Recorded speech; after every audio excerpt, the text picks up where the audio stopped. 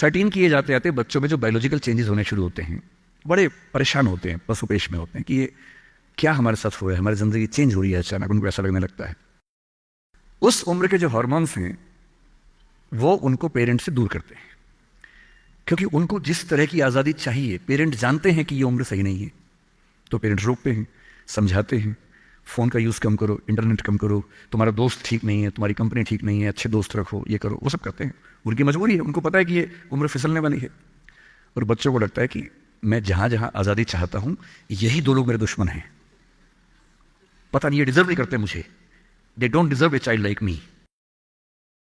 फिर वो पेरेंट्स से झूठ बोलना, छिपाना, हर बच्चा उस उम्र में झूठ बोलना शुरू कर देता है। कुछ बहुत प्यारे मासूम बच्चों को छोड़ दूं मैं 1-2%, बाकी सब थोड़ा बहुत झूठ तो बोल लेते हैं। कुछ ज़्यादा शातिर हो जाते हैं, इतना खतरनाक झूठ बोलते हैं, लाई डिटेक्शन टेस्ट करवा लेंगे तो नहीं पकड़ में आएंगे, इतना अच्छा झूठ बोलने लग जाते हैं, क्योंकि उन्होंने सीख लिया दोस्तों से सब करके। और ये जो उम्र है 13 से 19, जो गैंग एज है, ये जो दोस्त हैं, इनका असर इतना ज़्यादा होता है।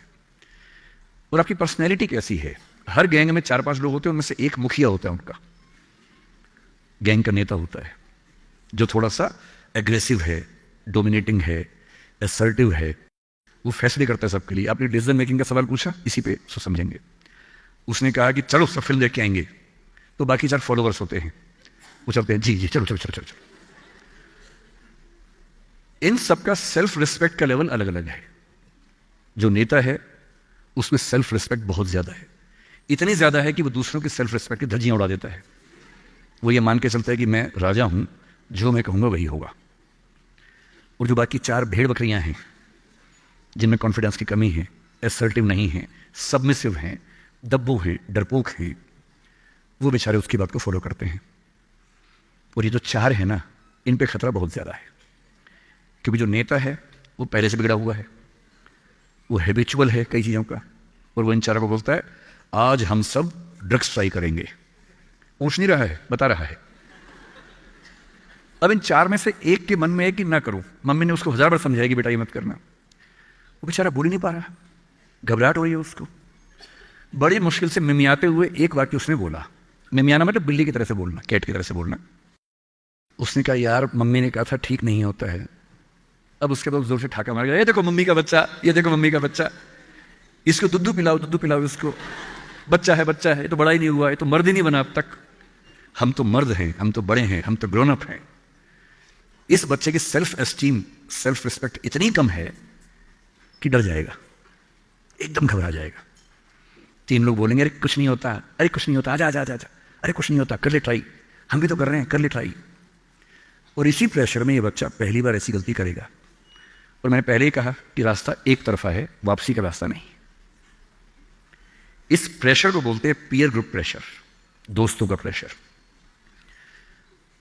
मैं अपने बच्चे को केवल एक बात सिखाता हूं, बाकी पढ़ाई लिखाई तो मुझे पता है जिंदगी में जब कोई करना चाहेगा कर ही लेगा। इंटरनेट की दुनिया में, गूगल की दुनिया में आप क्या, मतलब मैं क्या पढ़ा दूंगा आपको, टीचर क्या पढ़ा लेंगे, सब गूगल पे उपलब्ध है, सब ऑनलाइन अवेलेबल है। जो टीचर बनना चाह रहे हैं समझ लें, अब टीचर का काम नॉलेज देना नहीं है, नॉलेज आपसे ज्यादा, आपसे बेहतर गूगल पे है। अब आपका काम उससे ज्यादा बड़ा है। क्या है अभी डिस्कस करेंगे। मैं केवल एक बात पे फोकस करता हूं कि मेरे बच्चे या आप लोग पीयर ग्रुप प्रेशर से बच सके। मैं खुद बचा था, अच्छे से बचा था, मेरे पेरेंट्स की भूमिका थी। मैं जिस हॉस्टल में रहा उस हॉस्टल में लगभग सब ड्रिंक करते थे कॉलेज के दिनों में, मैं नहीं करता था। मुझे कभी जरूरत नहीं लगी उस चीज़ की, तो नहीं लगी तो नहीं किया।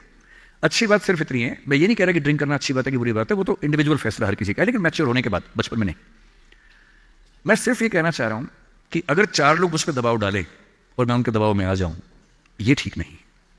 मुझे ध्यान है कि हमारे हॉस्टल की नाइट चलती थी, फ्राइडे की रात है, वार्डन सब छुट्टी पे हैं, 10-12 लोग एक कमरे में बैठे हैं, शराब की बोतल खोल ली है या बियर जो भी है, सबका मन है पीने का। वो मतलब एडल्ट्स हैं, 18+ के थे, वो शायद लीगली अलाउड होगा उनके लिए, मुझे नहीं पता।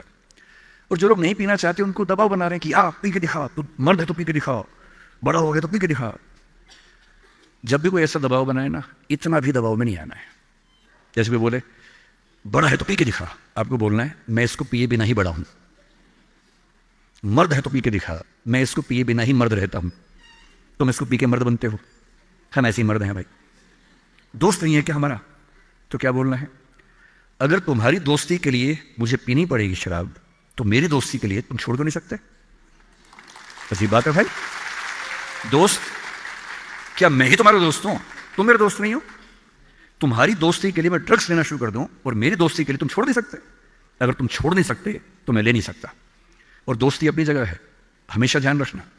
भूल के भी कभी कोई ऐसी डिमांड मत करना जो दोस्ती की हदों से ज़्यादा जाती हो। मैं साफ कह रहा हूं, मैं ड्रग्स के रास्ते पर नहीं जाऊंगा, ये काम मैं नहीं करूंगा। मुझसे दोस्ती रखनी है, इन शर्तों के साथ रखो। मैं किसी दबाव में ना आया हूं ना आऊंगा। इसको बोलते हैं असर्टिवनेस। अपनी शर्तों पे जीऊंगा, किसी के दबाव में नहीं जीऊंगा। जो गलत है, नहीं करना है तो नहीं करना है।